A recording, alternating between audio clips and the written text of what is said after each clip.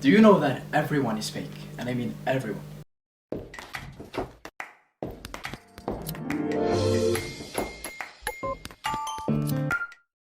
Hello, and welcome to another episode of Tafkir Dope, where today's episode is entitled Fake and Ethical. Everyone is fake? Well, not really, but someone may notice that they are behaving differently among different people and wondering if this is normal. Are they faking it? Are they being genuine or true to themselves? Should they be consistent in their approach to everyone? Is it unethical and manipulative to change your behavioral pattern and achieve your goals? Well, there is a word, self-monitoring. It is a psychological word for this. It is the degree to which someone is aware of how they appear and modifies their presentation and conduct in response to the situation. Individuals with low self-monitoring are unaware of how they are seen and act the same way around everyone. High self-monitors are actually aware of their actions and will adjust based on what they believe the circumstances requires. Individuals who have been rejected and misunderstood their entire lives for not being normal or mainstream enough may have strong, conflicting views about this subject. They may understand the advantages of adjusting to the situation at hand, but they also dislike being pushed to conform. They may desire to maintain their independence and avoid feeling as though they are selling out to fit in. It is not necessarily negative to modify your conduct in response to the environment and the people around you. Everyone does it from time to time. During a funeral, you behave differently than at a celebration. You speak differently in front of your sheltered grandmother than you do in front of your friends. Items like those are simple to do and simply courteous. It's also natural to be realistic from time to time. For example, you may dress and behave professionally at work since it is what the firm wants and you want to seem to be a good employee.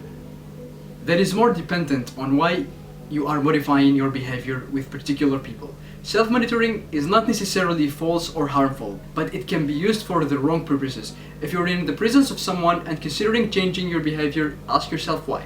Do you just wish to be sensitive to the sentiments of others? As an example, you should avoid being annoying to your friends if you know it would irritate them. You have two interests that you are equally enthusiastic about discussing. You bring up the one you think the other person will be interested in and skip the one you think they won't be. These are simple acts of civility.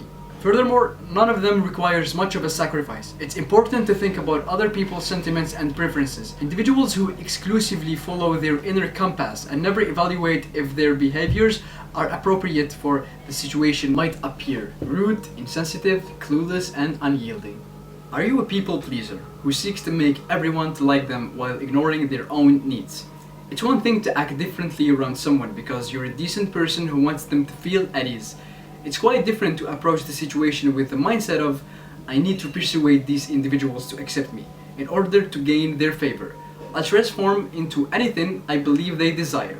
They would never like my true self. For example, someone may declare they loathe a TV program and may pretend to dislike it as well, despite the fact that you have just rewatched every season for the third time. Others pleasing may not affect you right away, but it gradually erodes your self-esteem and leads to unpleasant, unbalanced relationships. Are you betraying one of your main convictions to fit in? If you're at an event, you could not care if you have to be nice and quiet, or if you can be loud and unruly, as if you have no moral objection to keeping your voice down at a museum. Then changing your conduct to conform to that expectation isn't a problem. It's different when a scenario requires you to choose whether to violate one of your core ideals or not. What if you care about equality and your friends start making racist jokes?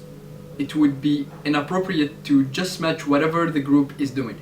You have to decide that challenging them is worthwhile. Are you displaying different aspects of yourself, or are you trying to be someone you're not? Assume you enjoy baking, tennis, discussing politics, and telling jokes. You're with a group that appears to be interested in sports and politics, but probably doesn't care about baking and wouldn't enjoy your sense of humor. So, you chat about tennis and the news instead of making jokes. You're deciding which aspects of your personality to emphasize or conceal, but you're still being yourself. Behaving differently with various individuals isn't inherently false, but if you're not a good actor, it might accidentally make you appear that way. It's normal to have a long discussion with someone, not to be fascinated by every single issue they bring up, but still respectfully listen and attempt to appear engaged. You will be okay if you can do it with a light touch. Everyone may perceive you as fake if you're pretend interested body language is forced and excessive. Thank you, dopers, for watching this episode of Tafkir Dope. If you have any suggestions, leave them down in the comments, and see you in the next video.